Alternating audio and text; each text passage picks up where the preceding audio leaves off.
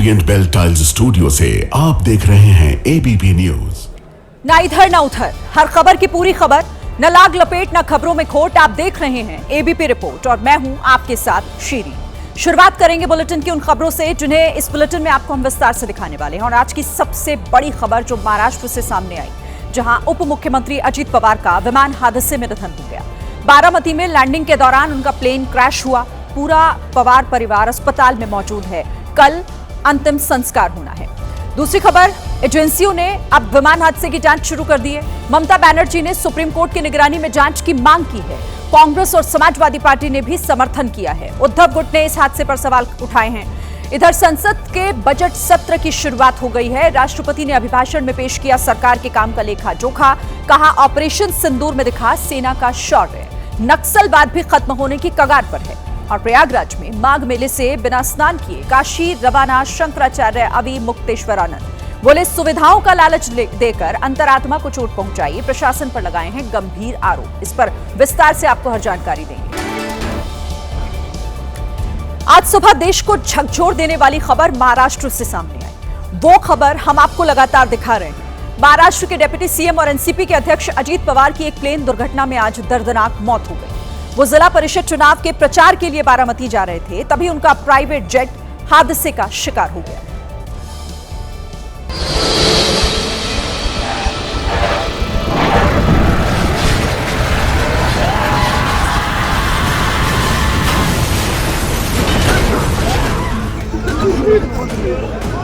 जिस private plane में अजीत पवार सवार थे, वो धड़ाम से जमीन पर गिरा और उसमें आग लग गई। आग लगने के बाद चार्टर्ड प्लेन आग का गोला बन गया और पूरी तरह जल गया। घटनास्थल से सामने आए वीडियो को देखकर अंदाजा लगाया जा सकता है कि यह हादसा कितना भयंकर था। कहीं विमान की सीट पड़ी थी तो कहीं टायर। पूरा का पूरा विमान कबाड़ बन चुका था। क्योंकि प्लेन धमाके के साथ जमीन पर गिरा, इसलिए धमाके की आवाज सुनकर वहां लोगों की भीड़ लग गई। लोग एक दूसरे से पूछने लगे कि प्लेन में कौन सवार था, लेकिन किसी को कुछ पता नहीं चला। विमान हादसा होते ही आसपास के लोग वहां पहुंचे और अपने स्तर पर तुरंत मदद की गई। कुछ लोगों ने प्लेन में सवार लोगों को बचाने की भी कोशिश की, लेकिन प्लेन क्रैश के बाद भड़की आग ने उन्हें आगे बढ़ने से रोक दिया और थोड़ी ही देर में सब कुछ खत्म हो चुका था। प्लेन का इतना बुरा हाल था कि शवों का पता लगाना तक मुश्किल था। कुछ ही देर में फायर ब्रिगेड की गाड़ी भी मौके पर पहुंची और प्लेन में लगी आग को बुझाया। इसके बाद शवों को बाहर निकाला गया। रेस्क्यू चल रहा था कि तब भी लोग एक दूसरे के मुंह ताक रहे थे। दबी जुबान सब यही पूछ रहे थे कि प्लेन के अंदर कौन था। कुछ ही देर में जैसे ही ये खबर सामने आई कि प्लेन में कोई और नहीं बल्कि महाराष्ट्र के डिप्टी सीएम अजीत पवार सवार थे, तो उप मुख्यमंत्री की मौत की खबर सुनकर वहां शोक की लहर दौड़ गई। और सिर्फ बारामती ही नहीं बल्कि पूरे देश में जैसे ही ये खबर फैली कि विमान दुर्घटना में एनसीपी चीफ और महाराष्ट्र के डिप्टी सीएम अजीत पवार नहीं रहे, तो पूरे देश में शोक की लहर दौड़ पड़ी। पवार फैमिली में तो चीख पुकार मच गई। क्योंकि घटनास्थल से शवों को निकालकर बारामती स्थित जीएमसी अस्पताल लाया गया, इसलिए घटना की जानकारी लगते ही अजीत पवार के भतीजे रोहित पवार बारामती स्थित जीएमसी अस्पताल पहुंचे। रोहित पवार की आंखों में आंसू थे और चाचा को खोने का दुख उनके चेहरे से साफ झलक रहा था। अस्पताल के बाहर एनसीपी समर्थकों की भीड़ भी जमा थी, जो अजीत पवार के निधन पर बिलक बिलक कर रो रही थी। हादसे के बाद वहां ऐसा मंजर था जो हर किसी की आंखों को नम कर रहा था। हादसे की खबर लगते ही सांसद सुप्रिया सुले समेत परिवार के कई सदस्य बारामती अस्पताल के लिए रवाना हो गए।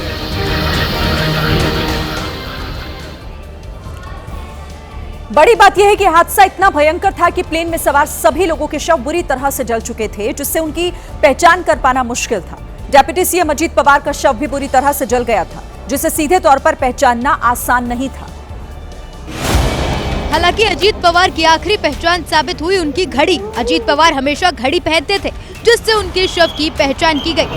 दरअसल अजीत पवार महंगी घड़ियों के बहुत शौकीन थे। बताया जा रहा है कि हादसे के समय उन्होंने ब्लैक डायल वाली महंगी विदेशी घड़ी पहन रखी थी, जिसकी कीमत कुछ दिनों पहले एक रिपोर्ट में करीब 60 लाख रुपए के करीब बताई गई थी। माना जा रहा है कि वही घड़ी आज भी दादा के हाथ में थी। और उसी से उनकी पहचान हुई। अगर अजीत पवार ने घड़ी नहीं पहनी होती तो फिर उनकी पहचान के लिए डॉक्टर्स को डीएनए टेस्ट कराना पड़ता। इस हादसे में विमान सवार सभी 5 लोग मारे गए, जिसमें अजीत पवार के पर्सनल सिक्योरिटी ऑफिसर, एक personal attendant, pilot in command और फर्स्ट ऑफिसर सवार थे, जिनमें से कोई भी व्यक्ति जीवित नहीं बच सका। वहीं हादसे का एक सीसीटीवी वीडियो भी सामने आया, जिसमें ये साफ तौर पर दिखा कि प्लेन क्रैश होकर गिरा तो उसमें आग लग गई और कई धमाके हुए, जिसके बाद धुएं का गुब्बार आसमान में चारों तरफ फैल गया। सोचिए कि अगर अजीत पवार के हाथ में घड़ी ना होती तो शव की पहचान करना कितना मुश्किल हो जाता। हालांकि गौर करने वाली बात यह भी है कि एनसीपी का चुनाव निशान भी घड़ी है और घड़ी ही आखिरी समय में अजीत पवार को पहचानने में मददगार साबित हुई। ये संयोग है या ईश्वर की इच्छा, ये तो कोई नहीं बता सकता, लेकिन हादसे के वक्त घटनास्थल पर मौजूद रहे चश्मदीद ने जो मंजर बयां किया उसे सुनकर तो आपके भी रोंगटे खड़े हो जाएंगे। ये हमने देखा कि एरोप्लेन जब नीचे आया था, ऐसा लग रहा था उसका क्रैश हो जाएगा, ऐसा हम सोच रहे थे, तभी क्रैश हो गया। हम देखे कि हमें लगा नहीं क्रैश हो गया है, लेकिन एयर ट्रैप पे उतरेगा ऐसा लगा, उतर रहा है, लेकिन क्रैश हुआ। चश्मदीद ने बताया कि विमान में आग लगी तो कई बार धमाके हुए और उसके बाद स्फोट हो गया उसका, जबरदस्त स्फोट होने के बाद वो हम देखने आए, पहले देखा तो उसको आग लगी थी पूरे प्लेन को, और उसके बाद 4-5 स्फोट हो गया विमान में उसका, और उसके बाद बहुत लोग आ गए। चश्मदीद ने बताया कि हम प्लेन में अंदर फंसे लोगों को बाहर निकालते, लेकिन बड़ी आग लगी थी इसीलिए किसी को नहीं बचा सके। अब एक बात की चर्चा जो सबसे ज्यादा हो रही है वो ये है कि आखिर ये हादसा हुआ कैसे अजीत पवार का प्राइवेट प्लेन हादसे का शिकार हो गया। तो इस मामले में बड़ी जानकारी निकलकर सामने आ रही है। अजीत पवार सुबह 8:10 पर प्राइवेट प्लेन से मुंबई एयरपोर्ट से बारामती के लिए निकले। खबर है कि 8:43 पर विमान में तकनीकी खराबी आई। विमान ने 8:45 पर सिग्नल भेजना बंद कर दिया। इसके बाद विमान चक्कर लगाते हुए नीचे आने लगा। फिर विमान 8:46 पर जमीन से टकराया। विमान में कई धमाके हुए, आग लग गई और फिर अजीत पवार समेत सभी लोग जिंदा जल गए। बताया जा रहा है कि अजीत पवार निजी यात्रा कर रहे थे, इसीलिए उन्होंने सरकारी विमान नहीं लिया था। वो चार्टर्ड प्लेन से यात्रा कर रहे थे, जो हादसे का शिकार हुआ और सभी के शव बुरी तरह जल गए। इस विमान हादसे की वजह से आज का दिन महाराष्ट्र की राजनीति के लिए एक बड़े और काले अध्याय के रूप में दर्ज हो चुका है। लेकिन अब हादसे के जो कारण निकलकर सामने आ रहे हैं वो उससे भी ज्यादा हैरान करने वाले हैं। बताया जा रहा है कि खराब मौसम ही खलनायक बना जिसकी वजह से हादसा हुआ। खबर इससे जुड़ी यह भी है कि पुणे बारामती क्षेत्र में घना कोहरा था, जिसकी वजह से विजिबिलिटी भी काफी कम हो गई थी। दावा है कि पायलट ने लैंडिंग का प्रयास किया, लेकिन प्लेन रनवे पर उतर नहीं पाया। इसके बाद पायलट ने दूसरी बार फिर से प्लेन को लैंड कराने की कोशिश की, लेकिन फिर से नाकाम रहे। जानकारी के मुताबिक लैंडिंग में दिक्कत आई तो पायलट ने मेडे कॉल से बात करने की कोशिश भी की। हालांकि कुछ ही देर में खराब मौसम के कारण विमान रनवे से थोड़ी दूर पर क्रैश हो गया। हालांकि विमान हादसे का असली कारण क्या है ये अभी तक पूरी तरह स्पष्ट नहीं है, क्योंकि हादसे का अंतिम कारण डीजीसीए की रिपोर्ट से ही सामने आ पाएगा। भयानक विमान हादसा किस वजह से हुआ ये तो जांच के बाद ही साफ हो पाएगा। लेकिन इस हादसे के बाद विमान ऑपरेटर वीएसआर एविएशन ने हादसे की पूरी जानकारी दी है। जो विमान क्रैश हुआ उसे ऑपरेट करने वाली कंपनी वीएसआर एविएशन ने विमान हादसे में मारे गए सभी 4 लोगों के बारे में विस्तार से बताया। वीएसआर एविएशन ने कहा कि कैप्टन सुमित कपूर विमान उड़ा रहे थे, जो बहुत अनुभवी पायलट हैं। कंपनी ने दावा किया कि सुमित से गलती नहीं हो सकती, जरूर खराब मौसम हादसे की वजह रहा होगा। वीएसआर एविएशन ने सुमित के साथ विमान की कमान संभाल रही फर्स्ट ऑफिसर शांभवी पाठक के बारे में भी जानकारी दी। बताया गया कि शांभवी पाठक ने यूनिवर्सिटी ऑफ मुंबई से एविएशन की पढ़ाई की थी। पायलट बनने के लिए शांभवी ने न्यूजीलैंड अंतर्राष्ट्रीय वाणिज्यिक पायलट अकेडमी से ट्रेनिंग ली थी और साल 2022 से कंपनी के साथ जुड़ी हुई थी। इसके अलावा पिंकी माली भी प्लेन में सवार थी। पिंकी माली अटेंडेंट यानी कि कैबिन स्टाफ थी और उनकी मौत से परिवार में मातम का माहौल है। कल फोन की मुझे कि मैं अजीत दादा पवार के साथ मैं बारामती जा रही हूँ और पापा मैं वहाँ से नांदेड़ चली जाऊँगी, आने के बाद मैं मिलती हूँ, ऐसा बोला। लास्ट वर्ड उसका यही था। चौथा शख्स जो प्लेन में सवार था उसका नाम विदीप जाधव है। विदीप जाधव अजीत पवार के पीएसओ यानी सुरक्षा अधिकारी थे और ये चारों दर्दनाक प्लेन हादसे में मारे गए। और अब इसी से जुड़ी बड़ी खबर भी आपको बता दें, अजीत पवार को अंतिम विदाई की तैयारियां की जा रही हैं। राजकीय सम्मान के साथ उन्हें अंतिम विदाई दी जाएगी। बारामती विद्या प्रतिष्ठान में समर्थकों की भीड़ लगातार बढ़ती जा रही है। कल अजीत पवार का अंतिम संस्कार होगा और उससे पहले तैयारियां उन्हें विदा करने की। इस खबर पर बात करने के लिए हमारे साथ गणेश ठाकुर जुड़ गए हैं। गणेश, क्या अपडेट मिल रहा है? और जी देखिए, कल 11 बजे अंतिम संस्कार उन पर किए जाएंगे। विद्या प्रतिष्ठान में उनके पार्थिव को रखा गया है और कल सुबह 9 बजे विद्या प्रतिष्ठान से उनका पार्थिव को निकालकर वो एक प्रोसेशन के तौर पे होगा, बारामती में वो जाएगा और 2 घंटे बारामती में उनका पार्थिव जगह जगह लोगों के पास तक ले जाया जाएगा ताकि वो भी अंतिम दर्शन उनके कर पाएँ, श्रद्धांजलि दे पाएँ और 11 बजे उन पर अंतिम कार्य किए जाएंगे। अब फिलहाल जांच की तरफ सारी अब चीज़ें हो रही हैं, तमाम लोग आ रहे हैं। कल अभी कुछ देर पहले ही मुख्यमंत्री वापस मुंबई की तरफ रवाना हुए, तो अभी कल अमित शाह के साथ मुख्यमंत्री आएंगे और तमाम डिग्निटरीज, तमाम नेता कल उनके अंतिम कार्य में, अंतिम संस्कार के समय पे शामिल रहेंगे। मैं फ़िलहाल इस टेबल टॉप रनवे पे हूँ और आपको मैं तस्वीरें दिखाना चाहता हूँ कि तमाम एंगल्स जो हमने बताए उसमें एक ह्यूमन एरर का एंगल भी अब यहाँ पर दिखा जा रहा है। ह्यूमन एरर का एंगल क्यों? तो बताया ये जा रहा है कि जब दूसरी बार लैंडिंग करने की कोशिश की गई थी इस टेबल टॉप रनवे पे, तो शायद पायलट की तरफ से जो डिसेंट रेट होता है वो डिसेंट रेट कंट्रोल नहीं हुआ।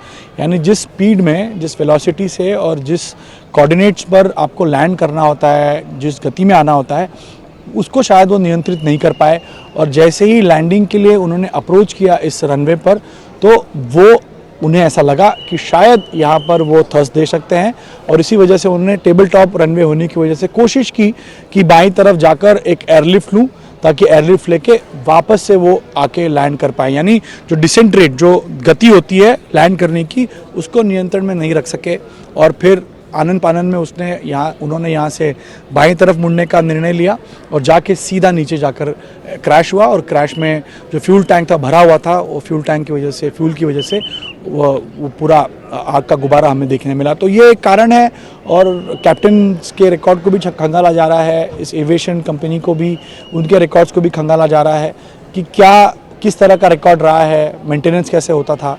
तो ह्यूमन एरर के एक एंगल को भी खंगाला जा रहा है टेक्निकल एंगल के साथ साथ, और जिस तरह मेडे का कॉल दिया गया, यानी डिस्ट्रेस कॉल नहीं था, विजिबिलिटी 3000 मीटर की बताई गई। इसके अलावा उन्होंने ये भी माना कि विंड स्पीड ठीक है। तो जब तमाम चीज़ें लैंडिंग के लिए अनुकूल थी तो एयर स्ट्रिप पर लैंड क्यों नहीं किया, बाईं तरफ क्यों गए? ये तमाम वो सवाल हैं जो खड़े हो रहे हैं रह रहकर और सभी चाहते हैं कि इन तमाम सवालों का जवाब जल्द से जल्द मिले और पता चले कि हादसा आखिर हुआ कैसे। लेकिन दूसरी तरफ शोक की लहर सबसे ज्यादा बारामती में इस वक्त वो दुख छाया हुआ है, जिसके लिए मैं रुक करना चाहूंगी। हमारे साथ वैभव भी हैं। वैभव, बारामती का लाडला अजीत पवार, कोई यकीन ही नहीं कर पा रहा कि इस तरह का हादसा हुआ है जिसने अजीत पवार को इन तमाम समर्थकों से, उनके लोगों से छीन लिया है।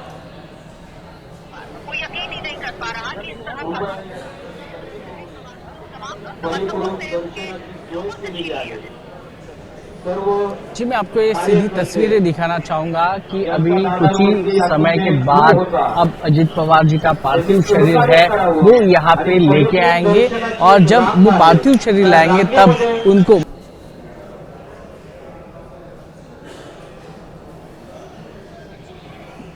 ठीक है, तो हम लौटेंगे। कुछ टेक्निकल एरर की वजह से बात नहीं हो पा रही है वैभव से, लेकिन जैसा उन्होंने बताया कि वहां पर अब भावना पुलिस की तरफ से है वो एक। जी वैभव, बात पूरी कीजिए। शरीर है वो कुछ ही समय के बाद यहाँ पे लाया जाएगा और यहाँ पे लाने के बाद महाराष्ट्र पुलिस के 30 फौजियों के तहत उनको सलामी दी जाएगी। और हम आपको दूर दूर की तस्वीरें दिखाए तो लाखों की तादाद में अजीत पवार के समर्थक है। बारामती छोड़कर कई जिलों से, कई गांवों से कार्यकर्ता है, नेता है, वो है। यहाँ पे अब धीरे धीरे आना मौजूद हुए हैं। देखिए अभी शाम हो गई है और करीबन थोड़ी देर के बाद नजर आप बनाकर रखिएगा, तस्वीरें आपसे हम लगातार आगे भी देखते रहेंगे। फिलहाल शुक्रिया आपका, साथ ही गणेश भी हमारे साथ जुड़े हुए थे। गणेश आपका भी शुक्रिया। तो देखिए कई तरह के सवाल जो अब हर किसी के जहन में उठ रहे हैं। अब आपको उस प्लेन के बारे में भी बताते हैं जो अजीत पवार और उनके साथ सफर कर रहे लोगों के लिए मौत का रास्ता बन गया। जो प्लेन हादसे का शिकार हुआ उसका नाम है लेयरजेट 45। दिल्ली की वीएसआर वेंचर्स कंपनी इस प्लेन की मालिक है। अजीत पवार जिस लेयरजेट 45 पर बैठे हुए थे वो साल 2010 में बना था। इसके 1 घंटे का किराया करीब 4 लाख रुपए बताया जाता है। यह छोटा विमान होता है जो एक बार में अधिकतम 9 पैसेंजर अपने साथ ले जा सकता है। 17.68 मीटर की लंबाई, 14.58 मीटर की विंग्स और 4.30 मीटर की हाइट वाले इस विमान को छोटी दूरी के लिए परफेक्ट माना जाता है। यह 800 से 850 किलोमीटर प्रति घंटे की रफ्तार से उड़ान भर सकता है और 3000 किलोमीटर की रेंज तक नॉन स्टॉप ट्रैवल कर सकता है। भले ही वीएसआर वेंचर्स का ये लेयरजेट 45 हादसे का शिकार हो गया, लेकिन कहा जाता है कि इस प्लेन की खासियत ही यही थी कि ये छोटे एयरपोर्ट और उनमें बने छोटे रनवेज में आराम से लैंडिंग और टेक ऑफ कर सकता है और इसीलिए अर्जेंट ट्रैवलिंग के लिए इसे परफेक्ट माना गया। छोटी और मध्यम दूरी के लिए बने इस आरामदायक विमान ने बिजनेसमैन और नेताओं के बीच अपनी अच्छी खासी लोकप्रियता बना ली। इस विमान में बैठकर नेताओं का टाइम बचता था। भारत में लेयरजेट 45 प्राइवेट, कॉर्पोरेट और चार्टर ऑपरेशंस में इस्तेमाल होता है। हालांकि अब अजीत पवार के निधन के बाद विमान सवालों के घेरे में है। देखिए विमान पर सवाल इसलिए उठ रहे हैं क्योंकि 2023 में बिल्कुल इसी विमान का दूसरा मॉडल मुंबई में क्रैश हुआ था। 3 साल में 2 बार एक ही कंपनी का विमान क्रैश हुआ तो उसे बनाने वाली कंपनी पर सवाल उठने लगे हैं। 2023 में मुंबई एयरपोर्ट में रिकॉर्ड हुए सीसीटीवी वीडियो में विमान का यही मॉडल रनवे पर फिसलता हुआ दिखाई दिया। जैसे बारामती के एयरपोर्ट में विमान के फिसलने के बाद धमाके हुए, ठीक उसी तरह 3 साल पहले मुंबई एयरपोर्ट में भी हादसा हुआ था। 3 साल में दोबारा वीएसआर वेंचर कंपनी का वही विमान क्रैश हुआ तो उस पर सवाल उठे। जवाब देने के लिए कंपनी के मालिक आगे आए। कहा, 2023 में जो हुआ था वो बॉम्बे एयरपोर्ट पे हुआ था और उसमें भी बारिश हो रही थी, लो विजिबिलिटी थी, बिल्कुल परफेक्ट था। The DGCA can only speak, I cannot speak. Ajit Pawar की मौत के बाद अब विमान बनाने वाली कंपनी ने खुद को सही बताते हुए जांच का भरोसा करने की बात कही है। और प्लेन हादसे से जुड़ी एक बड़ी खबर आपको बता दें, बारामती में हुए इस विमान हादसे की जांच जारी है। प्लेन क्रैश वाली जगह पर फॉरेंसिक टीम पहुंची है जिसने अपनी जांच शुरू कर दी है। बारामती में लैंडिंग के वक्त विमान क्रैश हुआ था। एयरपोर्ट अथॉरिटी के अधिकारी भी वहां पर मौजूद हैं। तो विमान हादसा कैसे हुआ, इनके तमाम पहलुओं, हर पहलू पर जांच की जा रही है। फॉरेंसिक की टीम भी इस वक्त वहां मौके पर मौजूद है। एयरपोर्ट अथॉरिटी के अधिकारी भी वहां मौजूद हैं और जांच अधिकारी लगातार अपनी जांच को आगे बढ़ा रहे हैं। तो प्लेन क्रैश वाली जगह पर जांच अधिकारी पहुंचे हुए हैं। एयरपोर्ट अथॉरिटी के साथ साथ फॉरेंसिक विभाग की जो टीम वो भी बारामती में उस जगह पर मौजूद है जहां लैंड करते वक्त अजीत पवार का विमान क्रैश हुआ था। और उस विमान में सवार सभी लोग जिनकी इस दुखद हादसे में मौत हो चुकी है, अब सवाल कई उठ रहे हैं और इसीलिए जांच होना बहुत जरूरी है और इसी जांच के लिए इस वक्त टीम वहां मौजूद है।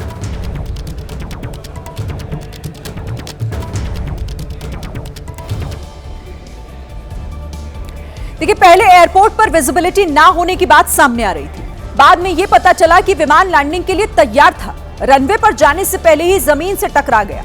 अब हादसे से जुड़े सवालों का जवाब ढूंढने के लिए जांच तो शुरू हो गई है। आज दिल्ली में विमान कंपनी के दफ्तर से लेकर बारामती में हादसे वाली जगह तक एयरक्राफ्ट एक्सीडेंट इन्वेस्टिगेशन ब्यूरो की टीमें पहुंची हुई। दिल्ली में वीएसआर वेंचर के दफ्तर जाकर AIIB की टीम अपने साथ कुछ बक्से लेकर बाहर निकली। गाड़ी में वो बड़े बड़े बॉक्स रखे जा रहे हैं। वो डॉक्यूमेंट्स को इस वक्त यहाँ पर एक तरह से अपने पास लेकर रख रही है AIB। माना जा रहा है कि इन बक्सों में विमान के मेंटेनेंस और दूसरे डॉक्यूमेंट हो सकते हैं। एयरक्राफ्ट की पूरी मेंटेनेंस फाइल, इंजन और सिस्टम की service history, technical logbook, pilot की फ्लाइट और मेडिकल रिकॉर्ड, ये सब कुछ बक्सों में हो सकता है। वीएसआर वेंचर्स की इस वक्त हम तस्वीरें दिखा रहे हैं। यहाँ पर 2.5 से 3 घंटे एआईबी ने पूरी जांच की है और उसके बाद बड़े बड़े अपने बक्सों में एक तरीके से कार्डबोर्ड के पूरे बक्सेस डॉक्यूमेंट के साथ भरकर इस वीएसआर वेंचर्स प्राइवेट लिमिटेड के रिसेप्शन से लेकर गए हैं। यहाँ पर लगातार 2.5-3 घंटे वो सवाल एआईबी की टीम ने किए। इतना लंबा समय कंपनी के दफ्तर में गुजारने के साथ एयरक्राफ्ट एक्सीडेंट इन्वेस्टिगेशन ब्यूरो की एक टीम बारामती में हादसे वाली जगह पर भी पहुंची। विमान हादसे के बाद अब जांच एजेंसियों को कुछ सवालों के जवाब जानने हैं। सबसे बड़ा सवाल यही है कि क्या विमान के सभी मेंटेनेंस सही समय पर हुए थे या फिर नहीं। अधिकारी ये चेक करेंगे कि विमान के सिस्टम या फिर इंजन में पहले से कोई शिकायत तो नहीं थी। जांच एजेंसी ये भी पता लगाएगी कि कहीं पायलट ने उड़ान से पहले विमान में कोई खामियां तो नहीं बताई थी, कहीं ऐसा तो नहीं हुआ कि कोई सिस्टम खराब हो फिर भी उड़ान की इजाजत दे दी गई हो। विमान के सभी पुर्जे सही से काम कर रहे थे या नहीं, इसकी भी जांच हो सकती है। तो ये वो पहलू है जिन पर आगे जांच हो सकती है और जांच अधिकारी लगातार इन्हीं तमाम सवालों का जवाब ढूंढने की कोशिश कर रहे हैं। गणेश ठाकुर हमारे साथ मौके से जुड़े हुए हैं। गणेश, अब जांच अधिकारी मौके पर हैं, जांच किस दिशा में आगे बढ़ रही है? जी देखिए, तमाम टीम्स यहाँ पर हैं, फॉरेंसिक की टीम भी यहाँ पर है और पुलिस की टीम यहाँ पर तैनात है और डीजीसीए और जो दूसरे इन्वेस्टिगेटिंग एजेंसीज हैं उनकी टीमें भी यहाँ पर आई हैं। ब्लैक बॉक्स रिट्रीव किया गया है, ब्लैक बॉक्स से लास्ट कम्युनिकेशन रिट्रीव होगा और भी जो दूसरी चीज़ें हैं उससे पता चलती हैं, क्रैश को लेकर, लैंडिंग को लेकर, वो भी पता चलेगी। तो अब फिलहाल जैसे कंपनी के दफ्तर से दस्तावेज लिए गए, पायलट्स का रिकॉर्ड देखा जाएगा और भी बाकी चीज़ें आती हैं जिसमें टेक्निकल एविडेंस होता है जिसको जोड़कर ही किसी नतीजे पर पहुंचा जाएगा। तो मुझे लगता है कि ये दो दिशा में जाएगी, एक टेक्निकल एरर, एक ह्यूमन एरर, और दोनों दिशाओं के लिए सबूत इकट्ठा किए जाएंगे, उसी के बाद नतीजे पर पहुंचा जाएगा। तो क्रैश साइट सिक्योर की गई है, लोग ऊपर हैं और कल अब अंतिम संस्कार के लिए बारामती तैयार है। कल केंद्र के गृह मंत्री अमित शाह समेत केंद्र के कई सारे मंत्री यहाँ आने वाले हैं, मुख्यमंत्री, उप मुख्यमंत्री, पूरा कैबिनेट महाराष्ट्र का तमाम लोग यहाँ पर रहेंगे। एनसीपी के विधायक, मंत्री, कार्यकर्ता, सिर्फ एनसीपी के नहीं तो दूसरे साथी पक्ष हैं, दूसरे जो विरोधी पक्ष हैं वो भी यहाँ पर आएंगे, क्योंकि अजीत पवार ने सबके साथ काम किया हुआ है, सबके साथ एक तरह से उनका नाता रहा है। तो ऐसी स्थिति में कल बारामती में 9 बजे से लेकर 11 बजे तक एक प्रोसेशन होगा, उनकी फ्यूनरल प्रोसेशन होगा, उसके बाद उन पर अंतिम कार्य किया जाएगा और सुबह 9 बजे तक उनका पार्थिव लोगों के अंतिम दर्शन के लिए विद्या प्रतिष्ठान में रखा जाएगा, जहाँ पर परिवार के लोग भी रहेंगे। ठीक है गणेश, आप नजर बनाकर रखिएगा, आप बने रहिए हमारे साथ। तो देखिए, महाराष्ट्र के डिप्टी सीएम अजीत पवार की विमान हादसे में हुई मौत पर कई सवाल हैं। उधर राजनीतिक गलियारों में भी शोक की लहर दौड़ पड़ी है। अभी इस मामले पर साजिश और सवालों का सिलसिला भी शुरू हो चुका है। पश्चिम बंगाल के मुख्यमंत्री ममता बनर्जी ने तो पूरी घटना की सुप्रीम कोर्ट की निगरानी में जांच की मांग कर दी है। I am really shocked to see the news. There is no safety and security of the people of this country. Even the political leaders, somebody from other party, they gave a statement that Ajit Pawar is willing to leave the BJP. And now what happened today? I need proper investigation under the supervision of Supreme Court. Samajwadi party के अध्यक्ष अखिलेश यादव ने भी ममता के बयान का समर्थन किया। तो उन्होंने ठीक ही मांग की होगी, क्योंकि वीआईपी के साथ इस तरह की घटना न हो। तो एक बार को ये बात तो साफ होनी चाहिए कि आखिरकार ये घटनाएं क्यों हुई। पूर्व में भी कई हमारे वीआईपी इसी तरह उनकी जान गई। तो आखिरकार ऐसी जांच हो जिससे निष्पक्ष पता लगे कि आखिरकार घटना किस वजह से। इधर कांग्रेस ने कहा है कि उनकी पार्टी ने भी पूरी घटना की जांच की मांग की है। जांच तो होना चाहिए, क्योंकि ऐसा एक्सीडेंट हुआ है जो अननेचुरल है। शिवसेना उद्धव गुट के सांसद अरविंद सावंत ने भी प्लेन हादसे पर सवाल उठाए। इतनी बड़ी आग कैसे लगती है कि पूरा, अभी मैंने जब तस्वीर देखी तो पूरा एकदम राख हुआ, बेचिराग जो शब्द है ना, उनसे राख हुआ। इसकी मैं बहुत सीबीआई हो, जो भी एजेंसी की बहुत गंभीरता से जांच कर। हालांकि सरकार का कहना है कि मामले की जांच शुरू हो चुकी है। दिल्ली में AAIB यानी एयरक्राफ्ट एक्सीडेंट इन्वेस्टिगेशन की टीम वीएसआर वेंचर्स के दफ्तर पहुंची और कंपनी के मालिक से पूछताछ की। ममता बनर्जी, पप्पू यादव समेत विपक्ष के कई नेताओं ने बारामती में हुए इस विमान हादसे पर सवाल खड़े किए हैं। वहीं सत्ता पक्ष की भी तरफ से पलटवार में ज्यादा वक्त नहीं लगा। केंद्रीय मंत्री रवनीत सिंह बिट्टू ने ममता बनर्जी पर निशाना साधते हुए कहा कि वो बेहद घटिया पॉलिटिक्स कर रही हैं। मेरी ख्याल से इससे आज बहुत पॉलिटिक्स देखी है, बहुत पॉलिटिशियन देखे हैं। इस घटिया लेवल पे, इस नाच समझी जाओ तो कभी भी मुख्यमंत्री लेवल पे तो मैंने बयान नहीं देखा, पर आज तो उन्होंने जो काम किया ये लग रहा है कहीं ना कहीं वेस्ट बंगाल के इलेक्शन को देखते हुए ये कहीं ना कहीं पैनिक अटैक है। हालांकि चिराग पासवान का कहना है कि अगर सरकार को जरूरत लगे तो मामले की जांच होनी चाहिए। फिलहाल तो अभी ये दुर्घटना है।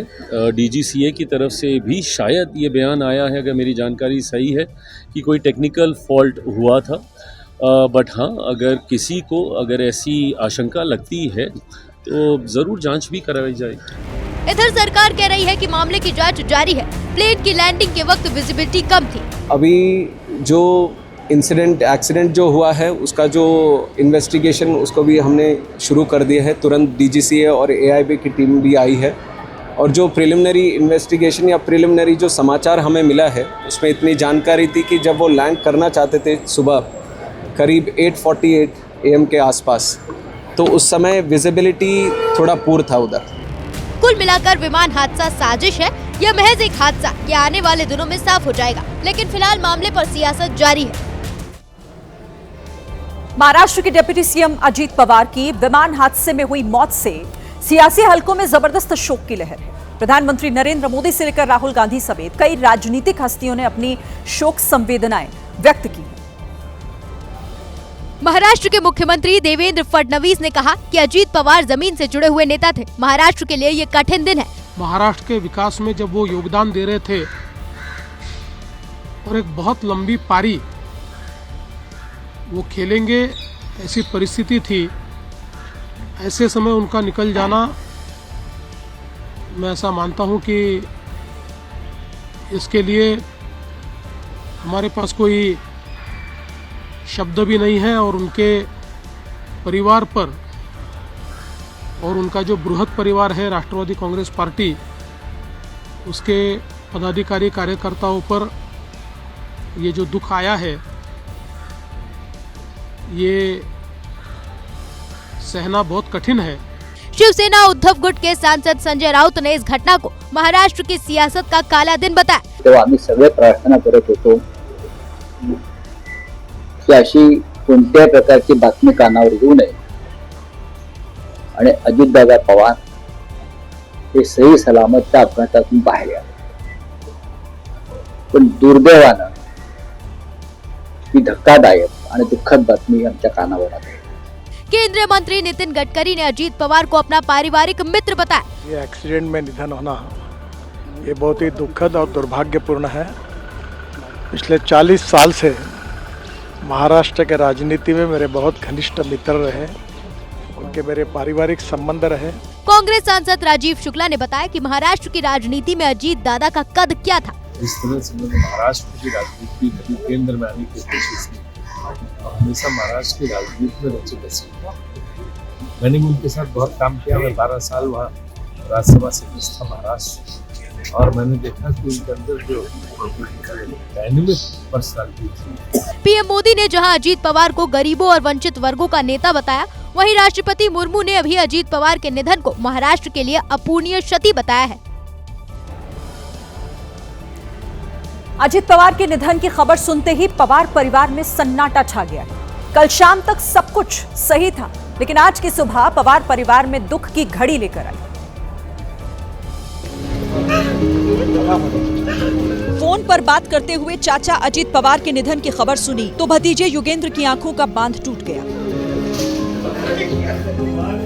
निधन की खबर सुनकर सुप्रिया सुले ने व्हाट्सएप स्टेटस पर लिखा, डिवास्टेड, यानी सदमे में हूं।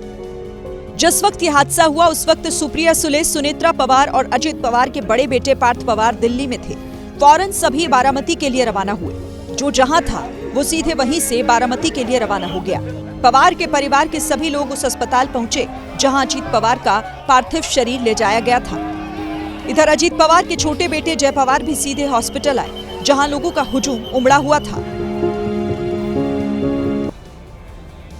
और इस बीच एक बड़ी जानकारी आ रही है। अजीत पवार के परिवार से मिले सीएम फडणवीस। परिवार से मिलकर सीएम देवेंद्र फडणवीस ने संवेदनाएं व्यक्त की हैं। सीएम देवेंद्र फडणवीस के साथ डिप्टी सीएम एकनाथ शिंदे भी मौजूद रहे हैं और तस्वीरें भी आपके सामने हैं। परिवार से मिलते हुए मुख्यमंत्री और साथ ही डिप्टी सीएम एकनाथ शिंदे भी उनके साथ।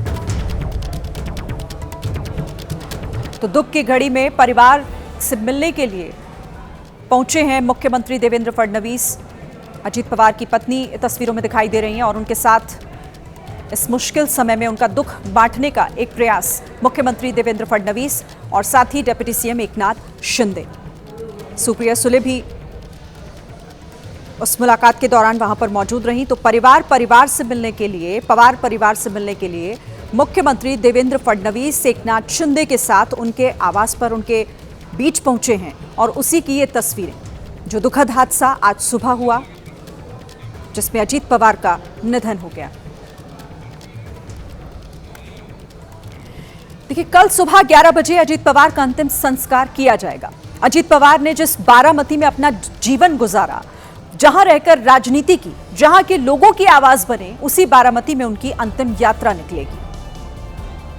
ये बारामती का विद्या प्रतिष्ठान है जहां अजीत पवार का अंतिम संस्कार किया जाएगा। आज दोपहर से ही इस जगह पर लोगों का जुटान शुरू हो गया। आज दोपहर 4 बजे से देर रात तक उनका जो पार्थिव है वो अंतिम दर्शन के लिए विद्या प्रतिष्ठान के जो हमारा ग्राउंड है वहाँ रखा जाएगा और कल सुबह 9 बजे फ्यूनरल निकलेगा और 11 बजे उनकी अंत्येष्टि होगी। सुबह के वक्त शरद पवार मुंबई में अपने आवास पर मौजूद थे। भतीजे अजीत के निधन की खबर सुनते ही वो भी सीधे बारामती के लिए रवाना हुए। इधर बारामती के जिस हॉस्पिटल में अजीत पवार का पार्थिव शरीर रखा गया था, वहां दोपहर से ही भीड़ जुटना शुरू हो गई। लोगों का ये हुजूम बता रहा था कि अजीत पवार ने अपनी जिंदगी में क्या कमाया और लोग उन्हें इतना प्यार क्यों करते थे। अजीत पवार 6 बार महाराष्ट्र के डिप्टी सीएम बने और जब उनके निधन की खबर सामने आई तो पूरा महाराष्ट्र शोक की लहर में डूब गया। सीएम फडणवीस समेत सभी मंत्री बारामती पहुंचे और राज्य में 3 दिन के राजकीय शोक की घोषणा भी की गई है।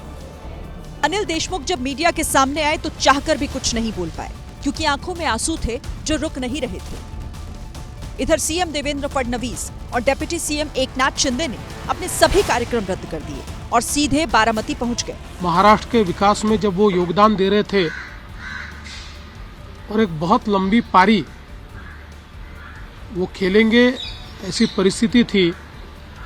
ऐसे समय उनका निकल जाना, मैं ऐसा मानता हूं कि इसके लिए हमारे पास कोई शब्द भी नहीं है। बहुत ही आज महाराष्ट्र के लिए एक काला दिन कहूँ, एक दुर्भाग्यपूर्ण घटना कहूँ, एक दुखद घटना कहूँ। अजीत पवार के निधन ने हर किसी को दुखी कर दिया है। आपसी मतभेद रहे हैं पर उनके साथ मुझे काम करने का मौका भी मिला है और अत्यंत कमिटेड और हमेशा काम से काम रखने वाले एक व्यक्ति थे। संजय राउत ने तो यहाँ तक कह दिया कि अगर अजीत पवार महाराष्ट्र के मुख्यमंत्री बनते तो ये महाराष्ट्र के लिए अच्छी बात होती। और बड़ी जानकारी है कि कल अजीत पवार का अंतिम संस्कार होगा। बारामती में राजकीय सम्मान के साथ अंतिम संस्कार होगा। गृह मंत्री अमित शाह अंतिम संस्कार में शामिल होंगे। मुख्यमंत्री देवेंद्र फडणवीस और डिप्टी सीएम एकनाथ शिंदे बारामती में ही मौजूद हैं। महाराष्ट्र कैबिनेट के सभी मंत्री पहुंचेंगे अंतिम संस्कार में शामिल होने के लिए और साथ ही जानकारी ये भी मिल रही है कि विपक्ष के भी कई नेता शामिल हो सकते हैं।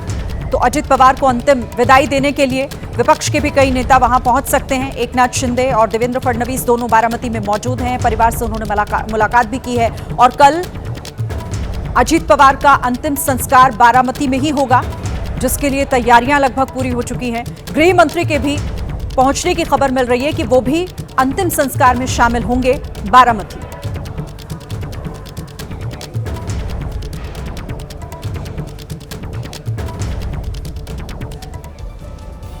अजीत पवार महाराष्ट्र के बड़े नेताओं में से एक थे। जिस तरह शरद पवार ने अपने साथ लोगों को जोड़ा, उसी तरह अजीत पवार भी राजनीति में चट्टान की तरह खड़े रहे। अब सवाल यह है कि उनके निधन के बाद घड़ी के निशान उनकी राजनीतिक पहचान का वारिस कौन होगा।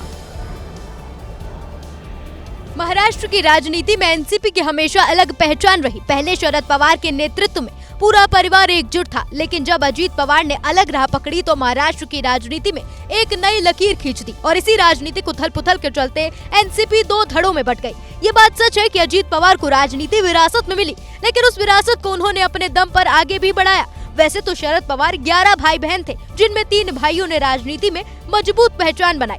दिनकर राव पवार, शरद पवार और अनंत राव पवार। दिनकर राव पवार के 2 बेटे हैं, रंजीत और राजेंद्र पवार, जिसमें राजेंद्र पवार राजनीति में आए और उनके बेटे रोहित पवार अभी भी राजनीति में सक्रिय हैं, जो विधायक भी हैं। इसी तरह शरद पवार की राजनीतिक विरासत को उनकी बेटी सुप्रिया सुले ने आगे बढ़ाने की कोशिश की, जो अभी भी जारी है। और अगर अनंत राव पवार की बात करें तो उनके 3 बच्चों में श्रीनिवास पवार और अजीत पवार राजनीति में सक्रिय हुए। युगेंद्र पवार श्रीनिवास पवार के बेटे हैं। अजीत पवार की पत्नी सुनेत्रा पवार और बेटे पार्थ पवार राजनीति करते हैं, जिसमें सुनेत्रा पवार राज्यसभा की सांसद हैं।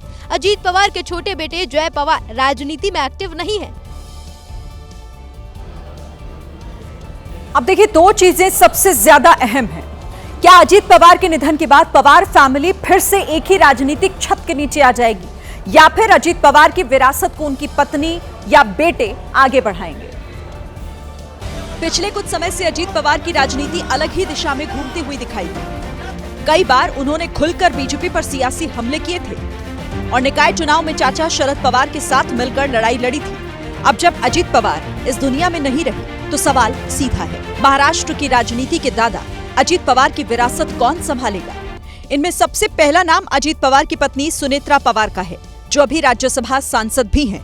दूसरा नाम अजीत पवार के बड़े बेटे पार्थ पवार का है, जो 2019 में लोकसभा चुनाव लड़े थे लेकिन हार गए। तीसरा नाम अजीत पवार के छोटे बेटे जय पवार का है, जिन्होंने अभी तक राजनीति में कदम भी नहीं रखा। अजीत पवार जिस एनसीपी का नेतृत्व करते थे, उसमें 41 विधायक और 1 लोकसभा सांसद भी हैं। और चर्चा सबसे ज्यादा इसी बात की है कि पत्नी सुनेत्रा पवार ही अजीत पवार की राजनीतिक विरासत को आगे बढ़ाएंगी, जो लंबे समय से राजनीति में सक्रिय हैं। अजित अनंत राव पवार, महाराष्ट्र के उप मुख्यमंत्री। ये नाम आज एक झटके में महाराष्ट्र की राजनीति से हमेशा के लिए मिट गया। बारामती की जिस मिट्टी में पवार परिवार पनपा, महाराष्ट्र की राजनीति के शिखर पर पहुंचा, बारामती की उसी मिट्टी में आज अजीत पवार फना हो। 22 जुलाई 1959 को जन्मे अजीत पवार अब हमारे बीच नहीं है, लेकिन उनके पीछे 40 साल लंबी राजनीतिक विरासत छोड़ गए हैं। चाचा शरद पवार की उंगली थामकर राजनीति का पाठ पढ़ने वाले अजीत पवार 6 बार महाराष्ट्र के उप मुख्यमंत्री रह चुके थे। अजीत पवार ने सिर्फ 23 साल की उम्र में चाचा के नक्शे कदम पर चलते हुए राजनीति में कदम रखा। शुरुआत 1982 में शुगर मिल की सियासत से हुई थी, तब उन्हें शुगर मिल के बोर्ड में चुना गया था। इसके बाद 1991 में वो पुणे जिले सहकारी बैंक के अध्यक्ष चुने गए थे और इसी साल यानी 1991 में ही पहली बार बारामती से लोकसभा का चुनाव जीतकर सांसद बने। हालांकि बाद में चाचा शरद पवार के लिए उन्होंने बारामती लोकसभा सीट खाली कर दी थी। बाद में बारामती से विधानसभा का चुनाव लड़ा और विधायक चुने गए। इसके बाद 1996, 1999, 2004, 2009, 2014, 2019 और 2024 में विधायक चुने गए। अजीत पवार 8 बार के विधायक और 6 बार डिप्टी सीएम रह चुके थे। पहली बार 2010 में वो डिप्टी सीएम बने थे और दिसंबर 2024 में उन्होंने 6ठी बार उप मुख्यमंत्री के रूप में शपथ ली थी। अजीत पवार महाराष्ट्र का मुख्यमंत्री बनना चाहते थे। अपनी ये इच्छा उन्होंने कभी छिपाई नहीं। कई बार उन्होंने जोड़ तोड़ की कोशिश भी की, लेकिन उनके राजनीतिक मोहरे कभी मुख्यमंत्री पद के लिए फिट नहीं बैठ पाए।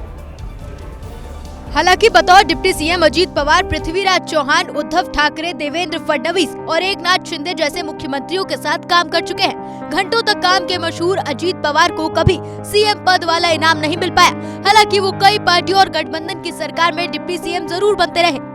ये अजीत पवार की राजनीतिक महत्वाकांक्षा का ही नतीजा था कि जुलाई 2023 में एनसीपी 2 हिस्सों में बंट गई। एक धड़ा अजीत पवार के साथ था तो दूसरा शरद पवार के साथ। पार्टी पर अधिकार और चुनाव चिन्ह की लड़ाई कोर्ट तक पहुंची और आखिर में जीत अजीत पवार की हुई। पार्टी के नाम राष्ट्रवादी कांग्रेस पार्टी और चुनाव चिन्ह घड़ी अजीत पवार के हिस्से में आई। पार्टी पर कब्जा करने के बाद 2024 का विधानसभा चुनाव अजीत पवार ने एनडीए में रहते हुए अपने दम पर लड़ा।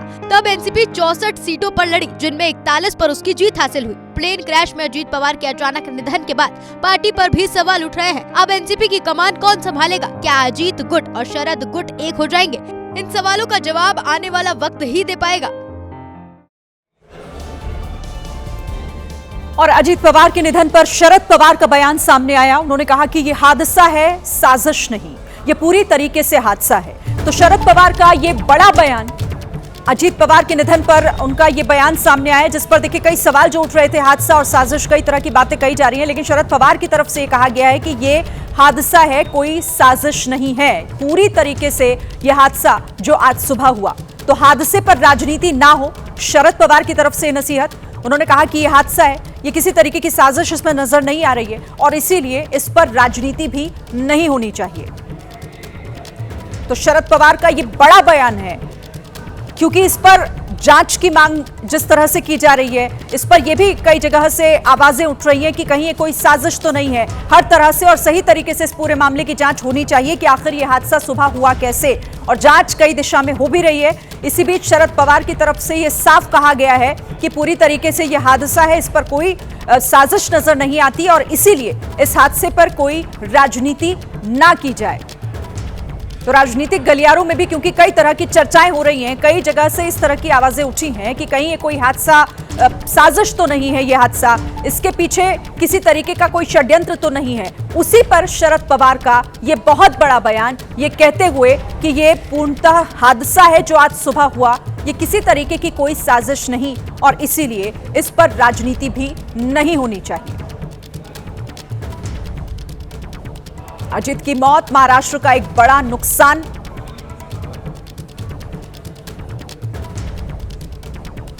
नुकसान झालं ते अजून निघणार नाही, पण सगळ्याच गोष्टी असे असंच असतात. हे आज मीडियासोबत येणार नसतो.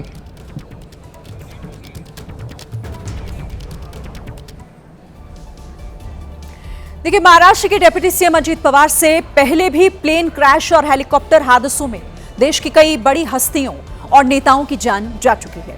उनमें से गुजरात के पूर्व मुख्यमंत्री और बीजेपी के बड़े नेता विजय रूपाणी भी रहे, जो 12 जून 2025 को एयर इंडिया के अहमदाबाद से लंदन जा रहे विमान में हादसे का शिकार हो गए थे। उनके साथ 200 से ज्यादा लोगों की जान उस हादसे में गई थी।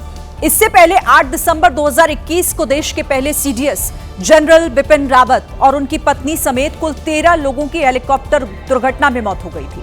हादसा तमिलनाडु के नीलगिरी में कुन्नूर के पास हुआ था। हादसे के पीछे खराब मौसम को एक बड़ी वजह बताया गया था।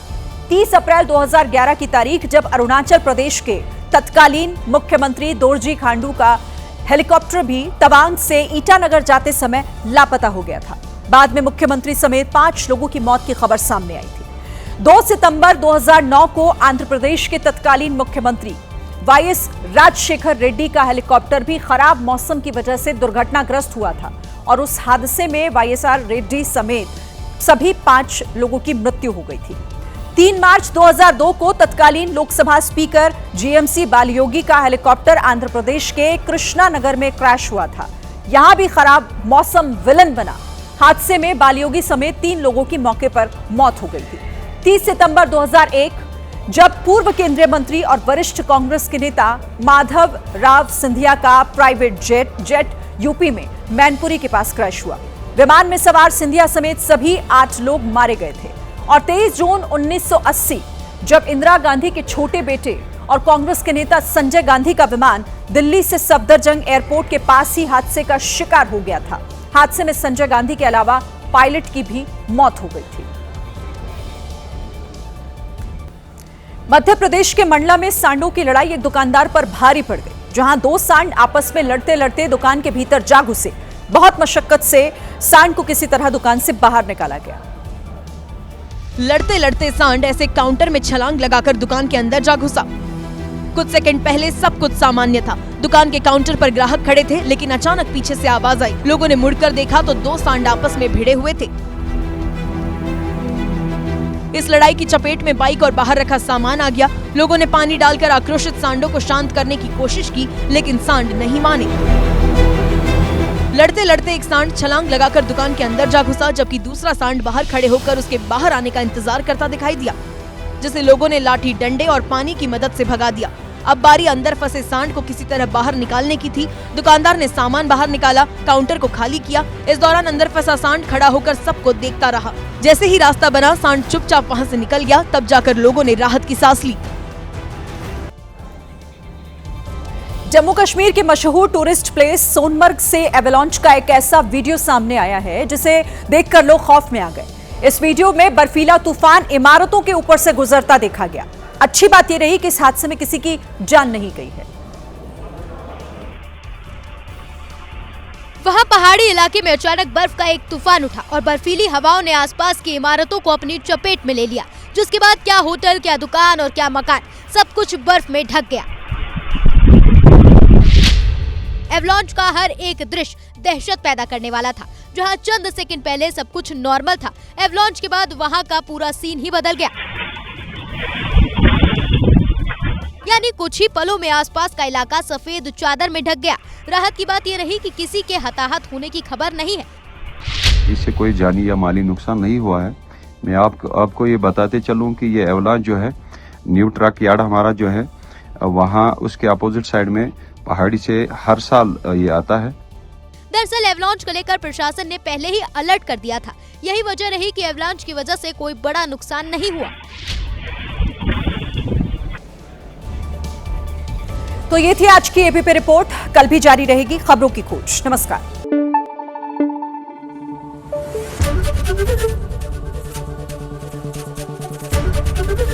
एबीपी न्यूज आपको रखे आगे।